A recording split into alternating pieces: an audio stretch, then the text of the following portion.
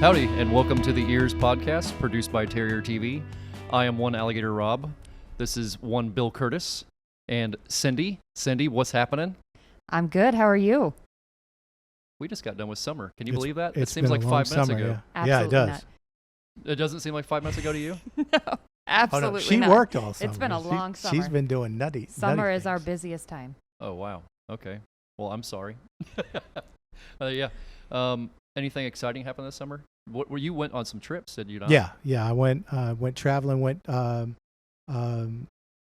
Texas, visit my children, and I have a van that's 2001 Ford van that I have a bed in the back, and I just kind of camp in it. And but it's got like 330,000 miles on it, and it's starting to be unreliable. Yikes. And so it's quirky. It's quirky unreliable. So One of my best buddies is an auto mechanic. Just kind of throwing it out there. I got you. Yeah. I got you. And I got a very significant problem he may need to look at. But That sounds sketchy. I can't figure it out. Nobody else can figure it out. I've taken it to a lot of people, and they can't figure it out. I guarantee what he it is. can. Okay. I'll put the guarantee What's on his it. name? Ernie Yeah, Harvey. Ernie. Yeah, because we were All right, we did trivia, with him at yeah. Cindy's It's event. Cindy's thing. Yeah. Yes, indeed. Yeah. I remember this all now. That's true. I forgot you guys had met. Yep. Yes. Yeah, and I know where his shop is because the guy who owned the shop before, I used to take some stuff to him too. Okay. Yeah. Well, there you go. It's funny how that all works out. Yep. I got back about an hour and a half, 2 hours ago from Chicago. Oh, that's right. You're a jet setter now. I'm something. I'm not sure what, but yeah, I'm in a cloudy fog of some sort. But I'm here. I'm pretty sure I'm here. Okay. Pretty sure. Now, I'm what here. about your summer? Did you have a good summer? Did you do anything? It was an epic summer. It was tons of craziness. Lots of critters. Lots of lizards. I say lizards. Lots of crocodilians. Lots of lots of all kinds of stuff. I called you once, and you called me back, kind of matter of factly said, "Oh yeah, I was catching this. What did you call it? You must have called it a lizard." Yeah. I was catching a lizard, so I put sent you to voicemail. So yeah, I'm sorry. I was in the middle of catching a gator at the 45th Space Wing, or what is now Space Force, I reckon. Okay. And yeah, I was right in the middle of it, and I was like, well, I'd like to answer your call, Mr. Curtis, but I kind of need this hand right now. Yeah, I understand that, but you were like so nonchalant about it. It was like, oh yeah, I was just catching a lizard. Very matter of factly. Yeah. I got you. It was happening. I got you. Yeah. Okay. So, are you guys ready to get out of this? Yes, sir. All right, we are joined here today by a pretty special guest. Pretty happy to have her here. Miss Rita, how are you? It's super. I'm doing very well.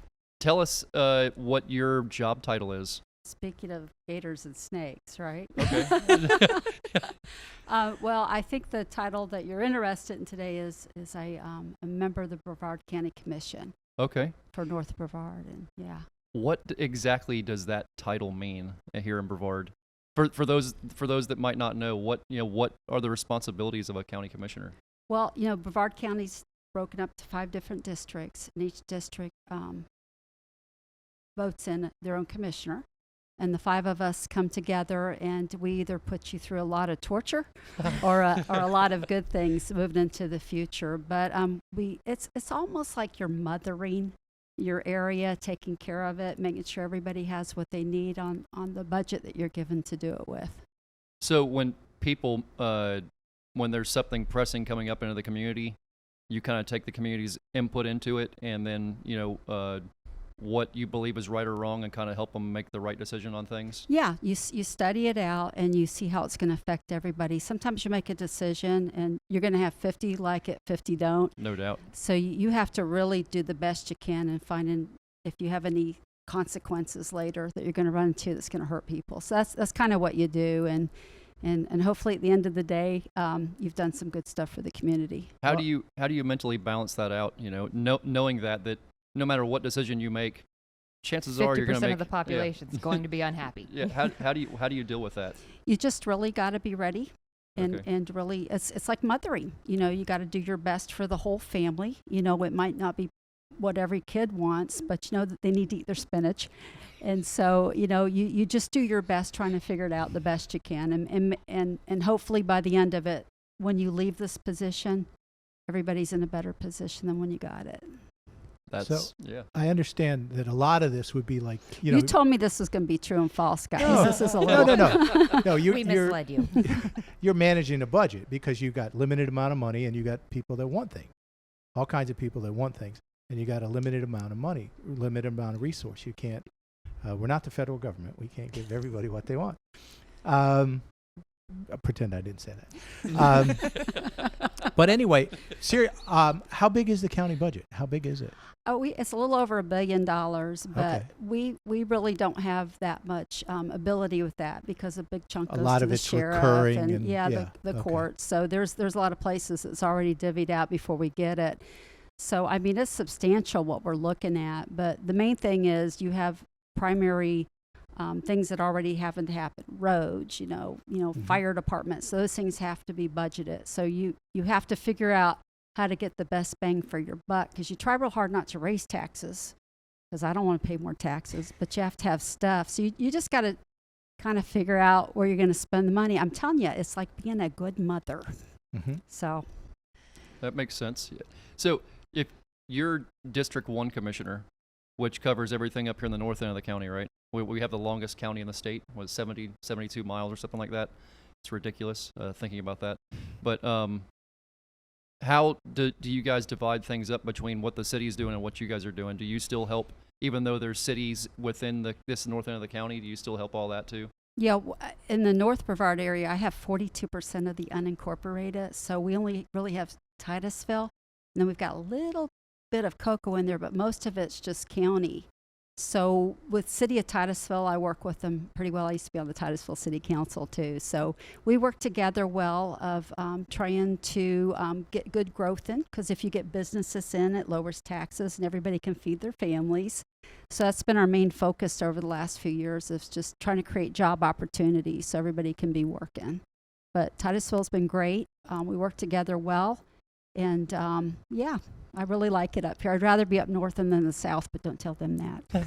So you were born and raised on the Space Coast? I was born in Clearwater, and when I Okay. was 3 months old, 20 years ago, just kidding, my dad got moved over to start with the Cape. It just started with the space program, and I've been here ever since. Wow. Yeah, What was it like growing up here? it was wonderful. Titusville, this area was actually the kicking part of the county because the space program came in. So the malls came in and all the people moved in to work on the space area. So it was a very young generation that came in all at once. And so all the kids were my age, so it was a lot of fun. I remember learning how to walk in Miracle City Mall. Really? Yeah, I learned how to walk in Miracle City Mall back in the day. Oh, wow. Yeah, old school. When Miracle City Mall still existed. Now people won't even know what that means. Yeah, No. that's kind of Well, crazy. yeah. Kind of crazy. So, have you always known you wanted to go into the into the management or the political world? No. What pushed you there? You have a very accomplished background, by the way. I know we're here talking about Rita Pritchett, County Commissioner, but you hold many more titles than that.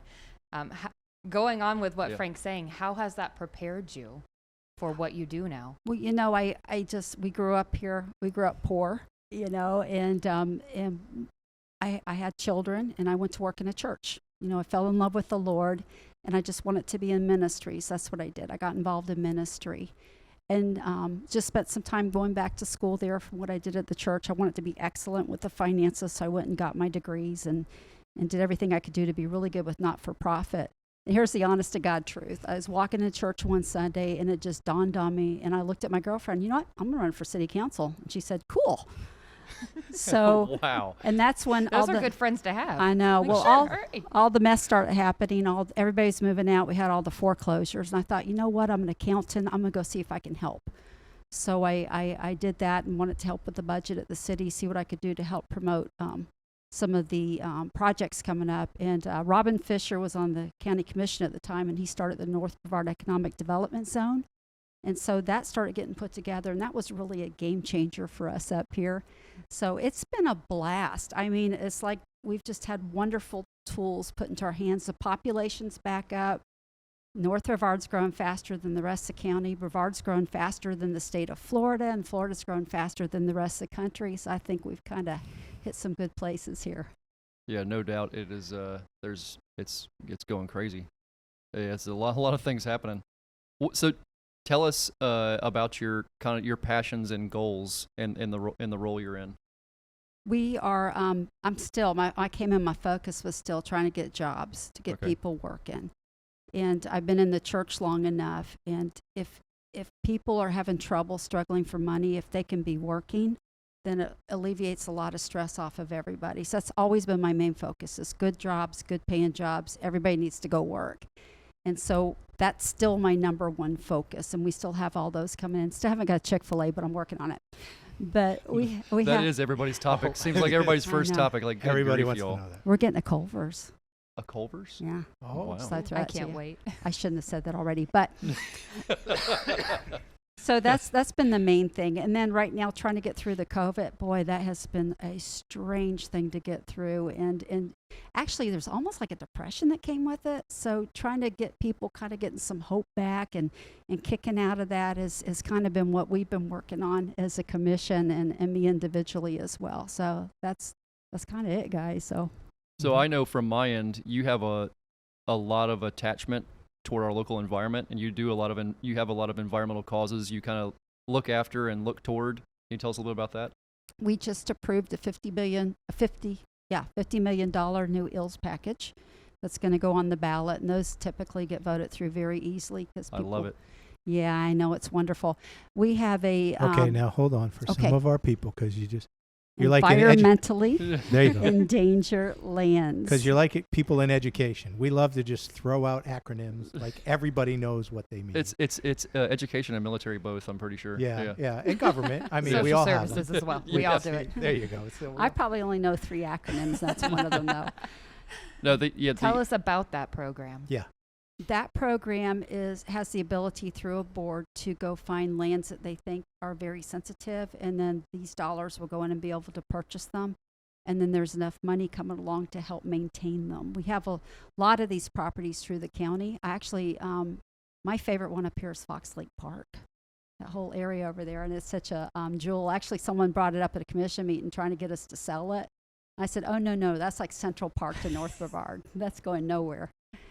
And we have Seriously, somebody I wanted know. you to sell it? I sell know Fox it. Lake itself or the property back behind it, because Oh. that would both be a terrible idea. Yes. I Oh, know yeah. this little fella. He was going after all of them, but he knew he wasn't going to get past. So Wow. that is a wonderful project we have. But, we're also getting like over $1 billion of lagoon funds here over the next few years. That should be about the amount to help clean up the lagoon, and that has been a big project. What projects so far are slated to use those funds, or do we know yet? They're really all already encumbered. It just takes a while to get the projects running and to get through the Army Corps of Engineers and all of those guys that kind of hold you up a bit to approve the projects, because you're not allowed to do a lot in the lagoon unless it's approved. Right. But, so those things are starting to move along. Good news and bad news. North Brevard's lagoon probably isn't as bad as the rest of them. So that's the good news. But the bad news is we got a lot of underground leaking pipes we have to kind of address. And that's kind of the elephant in the room as we're trying to deal with this. So Will any Yeah. of those funds be able to be used towards that, or are they dedicated to other things already? there's anything close to the lagoon we're heavily dropping money into. And the cities are doing that. They're working on their reclaimed water, of making it a little bit cleaner. So I think we're doing very good projects. We don't have as much muck, so I don't get the muck projects up here as much. But I think they've got a good plan. I don't think it's going to be done in 10 years. So my guess is we'd probably approve that again on the ballot, because we haven't really felt it, and we'll be able to kind of dig into that a little bit more. Yeah, I that'd think be- that's the most important thing for people to remember when it comes to big environmental disasters like this. It took decades for it to get into this condition. It's not going to be fixed overnight, and No. that doesn't mean that efforts aren't working or people aren't trying. It's a marathon, not a sprint. Yeah, that's what I was fixing to say. That's the first step in a generational long project. That's gonna be generations getting it back to where it needs to be, where we're at right now. Got to be patient. Yeah, it's gonna take a while. Hopefully, our grandkids will be able to have our grandkids' kids will have something there to enjoy. That's what we Mhm. that's what we can hope for at this point right now. Which is the first step has to be made. Get you some more gators to go after. Well, we're working on that. Yeah, we're working on that. And it's funny you talk about the EEARSS program too, the Environmentally Endangered Lands program. That's one of the places where we do research. We do biodiversity research, and we have a refuge over on the Mare Island on the Mare Island National Wildlife Refuge, which is great. But those EEARSS properties are really what's holding our county together. If those properties weren't here and being maintained by people that knew what they were doing, there would be nowhere for our wildlife to go. And I tell people all the time, if you're not going out there and enjoying those properties and getting the most out of them, you're really dropping the ball, because there's some amazing spots. I mean, everybody knows, usually most everybody knows about the Enchanted Forest and knows about Sam's house on Mare Island, but when it goes beyond that, people don't know about them. There's dozens and dozens of these properties that are set aside for us people to go to enjoy and go see wildlife and really enjoy being in nature. And if you're not doing it, man, you are missing out. You're really missing out. But I can get off the soapbox for a second, I reckon. Yeah. Yeah. It's a passion of mine. I'm on those properties pretty much every day doing research, and yeah, I love it. I love it. I don't know. I appreciate what you guys are doing with that for sure. So you guys want to get into some trivia? We do. Ooh, yep. All It's right. been a while, so I've saved up a lot of knowledge. I didn't. I did not. If it's not true or false, I'm not saying a word. We did trivia last night in Chicago at a place called Bob's Pizza. There were 40 teams, and it was me and 2 of my friends from Chicago. We finished in second place. Oh. So I'm not trying to brag or anything, but Well, you should. I'm just saying, that was pretty epic. Okay, this is Brevard trivia. So that doesn't mean it's going to make it any easier. Congratulations. All right. So this one is, we've done some Brevard trivia before, and we've done some Titusville Yes, trivia before. we have. I don't think I am overlapping any of these on this, but We'll see. maybe then again you might hear it and go, good Lord, Frank, I've heard that before. I Number probably one. won't. Number 1. Which city in Brevard is unofficially the oldest town in Florida? So St. Augustine is given credit for it, but supposedly in 1501, someone landed and settled in this city first. I like Cindy. I have absolutely no idea. Take a guess. O'Galley? That's a great guess. You're in the right vicinity. Oh, really? Okay. Yeah, it was beachside because they landed there. Right. Yeah, right. So it includes the word beach as part of it. So what? Satellite Beach? That's Indian Harbor Beach? Melbourne Beach. Melbourne really? Beach. Yeah, Okay. it's given unofficial credit. They said that people land there and settled in 1501. Pretty neat. Pretty neat. But I think it's whether they're not Or they 1513. Yeah, 1513. The governor of Puerto Rico sent somebody out, Okay. and they claimed that they settled a place down there at Melbourne Beach. That's Okay. right after Columbus, too. That's pretty, Yeah, pretty awesome. Yeah. Yep. Pretty awesome. Number 2. How many space name schools are there in Titusville? In Titusville. And just in Titusville, yeah. Just in Titusville. Just in Titusville. Not in the county, dear So we're not goodness talking gracious. Port St. John. Not talking talking Port St. John, Titusville. just Titusville proper, the city of Titusville. Just- Well, you got Apollo. Just one. Apollo, right? Well, Is astronaut in Titusville? Oh, astronaut. I went to astronaut, and you went there. I'm Yeah. like, oh my garage, She went Cindy. there. That's Oh, hilarious. no. And That's then embarrassing. what else? That Yeah, tickled me. I think that's it. Just the 2. Is there something I'm forgetting? Are you concurring with this? Where's Atlantis? Isn't in Titusville. No, Port no. St. John. Port St. Atlantis John. and Challenger in Port St. John. I think. What else? Yeah, indeed, it's 2. Okay. Yeah. Yeah, it's 2. Yeah. I figured that would make everybody's brain explode for a second. It did. It Yeah. did. It worked. Yeah. You did it. Number 3. What was Brevard County originally named? Ooh, you did ask this. On the map, it looks perfect. See, my dad was a land surveyor, so growing up, I land this. surveyed with him, and he used to show me this on old maps, and it was flipping perfect. Didn't it involve mosquitoes? It was Mosquito County, and then it got renamed to St. Lucie County in 1855, and then all the counties got moved around, and then it eventually became Brevard. Okay. Yep. So is there a Mr. Brevard who it was named after? Do I have that question? I do not have that question. I've often there was somebody named Brevard. I'm upset that I don't know this. I'm upset that We're you don't upset know too. this. I'm upset that I don't know this. I will have to. I will come back to you on this one next week. Okay. Yeah. Could have made it up. We wouldn't have known. That's true. That's true. We Nobody could would have. have questioned I'm you. not going to tell a story. Number 4. What involving Henry Flagler arrived in Titusville in 1886? Oh, that's easy. The Florida East Coast Railroad. Indeed. Yeah. Yeah, I'm 'cause glad you're here. Flagler did that. Yep. Yeah. And remember I was telling you that there used to be a steamer pond, which is the steamer pond's still there, sits right across the street. Oh yeah, Yep. yeah. It's From a there. super deep pond because we used to still get gators that occasionally walk out of there and up in the library parking lot there. Yep. Because they go through the culverts. Yeah, culvert right underneath the middle of the school goes over there.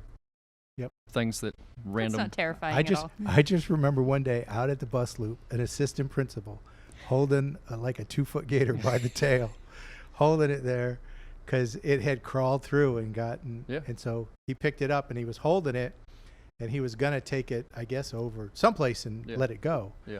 And yeah, it was quite a little ruckus. You guys are going to make it so no one wants to come here. No, it's. I was talking to somebody about that earlier about the whole alligator thing. Man, alligators don't want anything to do with you. Mm-mm. Oh, I mean, no. the No. only the bad problem with that comes when you have people that start feeding the wildlife in their neighborhoods. Yeah. And I just wrote a article for the Great Outdoors about this exact thing. They had me write an article for their newsletter, which is flippin' awesome. They've had people out there that from all over that come there to come to the place, and people always end up feeding the wildlife because people feel like they have to have that interaction. You know, I think it comes from the generation before mine where zoos first started up. That was Uncle Bill's idea, where everybody wanted to go to the zoo and feed the monkey or feed the giraffe or whatever it was.